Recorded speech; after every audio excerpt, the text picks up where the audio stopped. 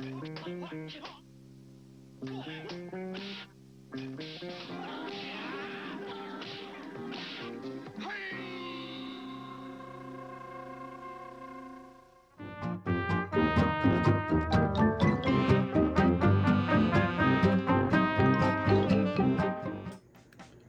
this is Paul in the 619.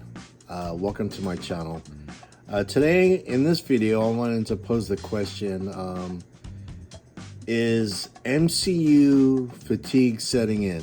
And the MCU being the Marvel Cinematic Universe. The last couple years, they've put out content on Disney Plus and also in the movie theaters. And a lot of it was kind of... for me, hit and miss. I did enjoy on Disney Plus Moon Knight. That was a very interesting series.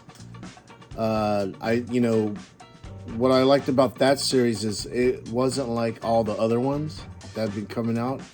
For a while though, it seemed like every movie was kind of like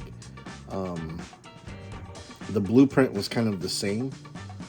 What else? What did they come out with? On Disney Plus, they came out with The Falcon and Winter Soldier. I enjoyed that. Black Widow, that was pretty good. WandaVision, I enjoyed. Eternals, there was a lot of people online that didn't like it, but I enjoyed it. They did change, like some of the movies. They changed some of the characters from the comic books when they brought it over to the big screen. Icarus, for example, he was like my favorite Eternal, and in the movie they kind of made him. No, they didn't. They did. They made him the bad guy, and then. Loki, I really enjoyed. Shang-Chi, Spider-Man 3, No Way Home, and then on Disney Plus there was What If, and also on Disney Plus was Hawkeye, and then they had Doctor Strange in the Multiverse of Madness. And then this last Marvel offering was in the movie. There's Thor, Love and Thunder, and I've yet to watch it. And the thing is that usually with like Marvel movies, I can't wait to get to the theater. And the thing with like this last, even Thor, because Thor's like my favorite, one of my favorite Marvel characters. I have yet to watch it. It's not like, I'm on my priorities to go, which is very surprising. So it kind of, I'm not saying MCU fatigue has hit me personally, but it's crossed my mind a couple of times, on this phase 5, there's some things coming out that I don't know if I'm excited to see, like Echo, when she showed up in the Hawkeye series early last year, late last year, it wasn't a character that really got to me, Agatha, Coven and Chaos, Agatha Harkness. I actually, I did like her character, but I don't know if it warranted a show. I don't know. I'll give it a try, and I might end up being pretty good. The Marvels, when it came to the Phase 3 of movies, I didn't even see Captain Marvel. I had no desire. But shows like Ant-Man the Wasp, Quantumania, Guardians of the Galaxy Volume, I think that's Volume 4 or Volume 3. Yeah, there's only 3, so it'd be Volume 3.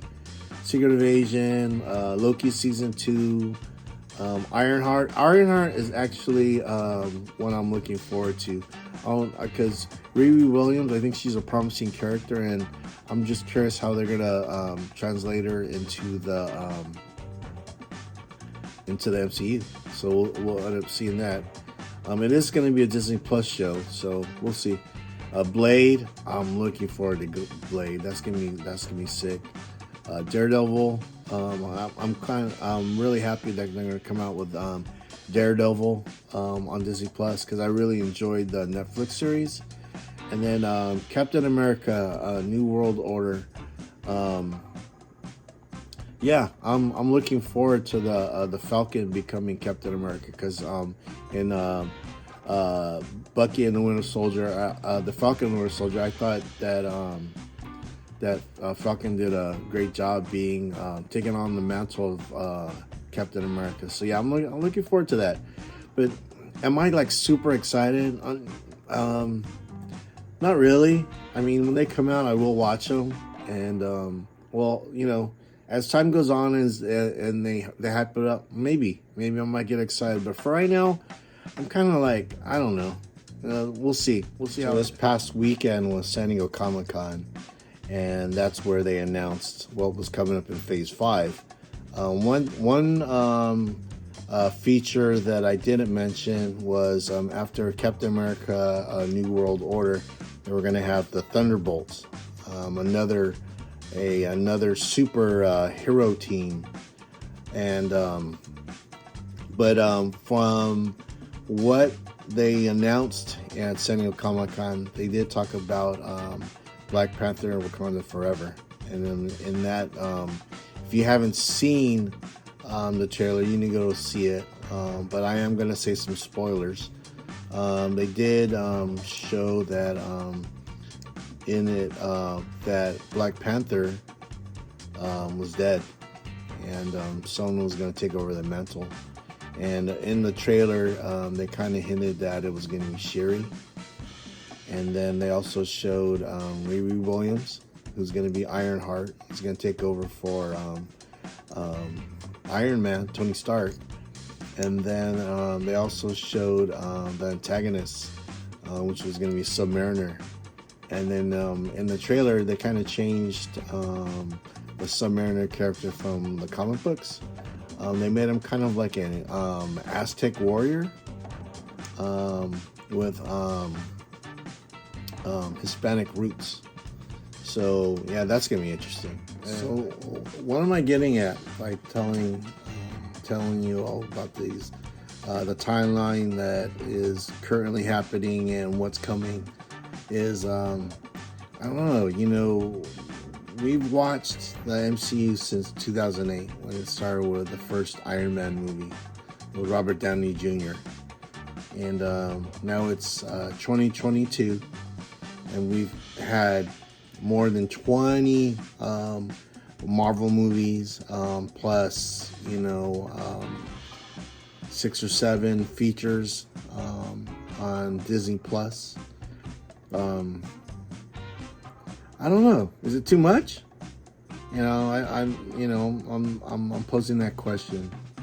Because right now I'm just kind of like, I remember before I couldn't wait to watch what was next. Now I'm kind of like picking and choosing. They had Miss Marvel on Disney Plus. Even though I kind of like the idea behind it. They're the thing with Marvel, they're trying to bring in people that usually wouldn't watch a Marvel movie to watch it. And I get it. They want to widen their audience, but the thing is, with Miss Marvel, I'm familiar with the character. I've never collected any of her comic books. I've only have a few comic books with her in it. She was in The Champions, and The Champions is a bunch of young Marvel superheroes, like Miles Morales, Amadeus Cho, the Hulk, when he was the Hulk, and like that, that team. But other than that, I've never been a super big fan of hers. So I didn't watch the Netflix series. But that's the thing. I don't watch everything. I kind of pick and choose. Thor's been in the movie theaters for 3 weeks plus, and I've yet to see it.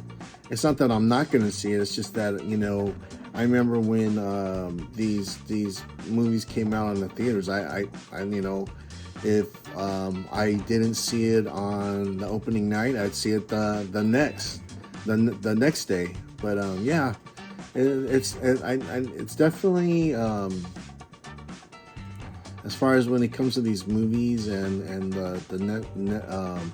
the Disney Plus.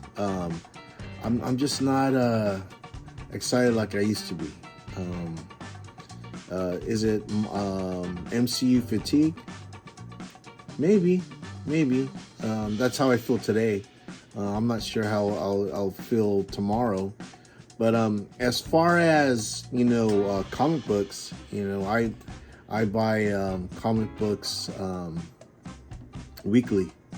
At my LCS, I buy about 5 to 7 comic books, and I also order comic books from Things from Another World, and I probably get another